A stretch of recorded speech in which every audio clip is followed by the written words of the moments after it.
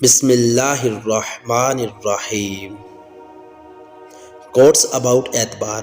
اعتبار کے متعلق ایسے اقوال جو آپ کے ذہن کو کھول کر رکھ دیں انشاءاللہ۔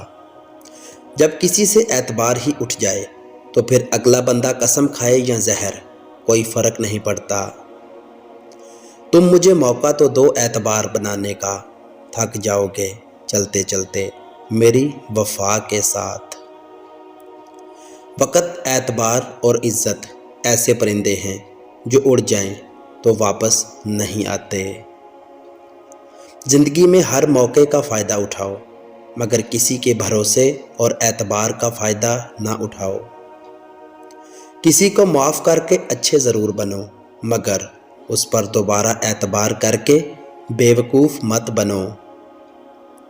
ہر گمشدہ چیز وہاں سے ہی ملتی ہے جہاں وہ کھوتی ہو، سوائے اعتبار کے۔ جہاں وہ کھو جائے وہاں سے کبھی نہیں ملتا۔ اعتبار توڑنے والے کی یہی سزا کافی ہے کہ اس کو زندگی بھر کے لیے خاموشی تحفے میں دے دی جائے۔ کسی شخص کا آپ پر اعتبار کرنا آپ کے لیے باعث فخر ہے، اور آپ پر جب کوئی اعتبار کرے تو کوشش کریں کہ اس کا مان رکھیں۔ اعتبار کی قلت اور شراب کی زیادتی رشتوں کی خوبصورتی ختم کر دیتی ہے۔ حضرت علی نے فرمایا، ان لوگوں پر اعتبار کرو جو تمہاری تین باتیں بھانپ سکیں: تمہاری ہنسی میں پوشیدہ درد، تمہارے غصے میں پوشیدہ پیار، تمہاری خاموشی میں پوشیدہ وجہ۔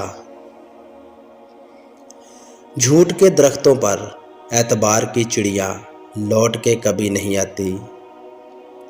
اب بے بس ہو کر میں فقط بس اتنا چاہتا ہوں کہ اب کوئی ایسے مجھے توڑے، ایسے مجھے چھوڑے کہ میں پھر کبھی کسی پر اعتبار کر نہ پاؤں۔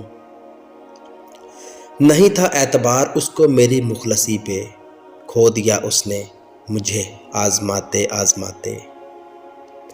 بھروسہ بھی اسٹیکر جیسا ہوتا ہے، جہاں سے ایک بار اتر جائے دوسری بار پہلے جیسا نہیں چپکتا۔ پتہ نہیں ایسا کیوں ہوتا ہے، ہم جس پر اعتبار کرتے ہیں وہ ہمیں اندھا کیوں سمجھنے لگ جاتا ہے۔ تو دوستو کمنٹس میں اپنی رائے دیں اور چینل کو سبسکرائب کر کے بیل نوٹیفیکیشن دبا لیں۔ اللہ حافظ۔